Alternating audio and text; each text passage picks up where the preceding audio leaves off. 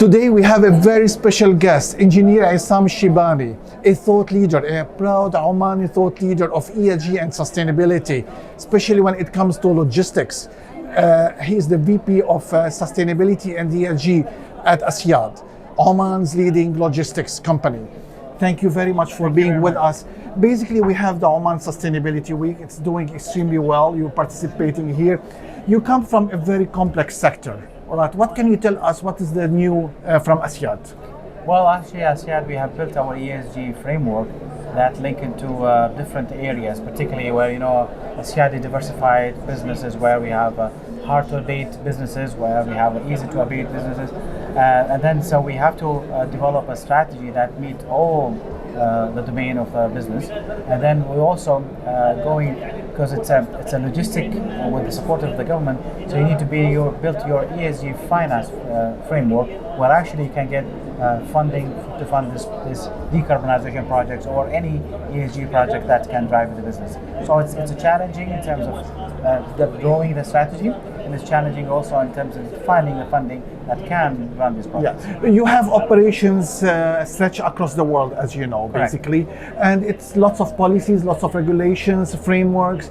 In terms of collaboration, or cross-border, communications and policies and all that, how are you integrating the different policies within your strategy? We have taken this matter seriously within our strategy framework. So we are integrating with different principles. So in terms of our reporting, we follow GRI. In terms of also in setting up standards and KPI, we follow SASB. In terms of our reporting and international global, we also partner with United Nations Global Compact.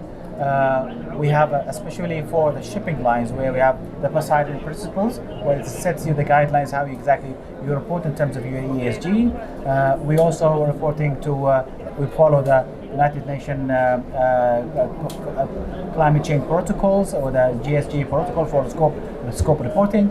Plus, we have the GLEC, which is a Global Logistic Emission Council, where actually it's set up what are the logistic emissions and how to calculate them and how to reduce them as well. Basically, one prime factor when it comes to sustainability, shipping and ships overall, that you own many of them, or you deal with many of them.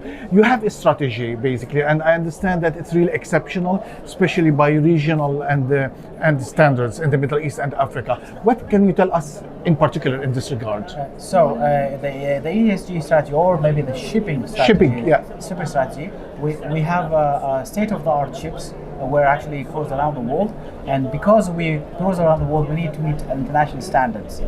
So we adopt. But the international standards are a bit different in the Americas, in Europe, in Asia, and all that, and they differ big time.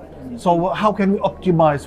How are you optimizing the outcome? So we have ships that operate within different regions. So the Asian market, we have ships that operate with Asian market. We have ships operate within the Middle East and Mediterranean. And then we have ships over the Americas and all together. So all the ships have follow different set of standard and strategies and even policies.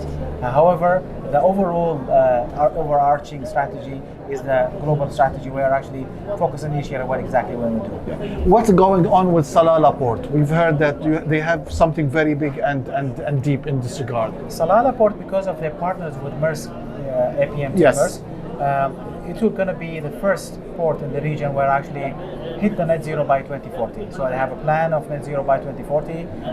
They're working on the plans. They're eagerly looking at what's the possible solution and ideas as to how we can reduce our emissions in Salalah. So Salalah will be one of the ports in the region. Why are you so confident of achieving such a big milestone?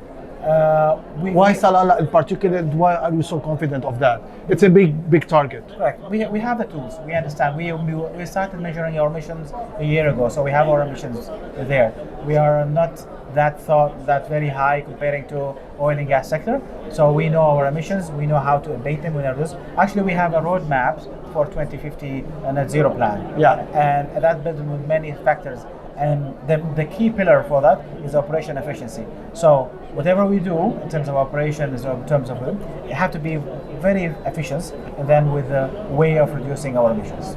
Engineer Essam Al Sheibany, thank you very much.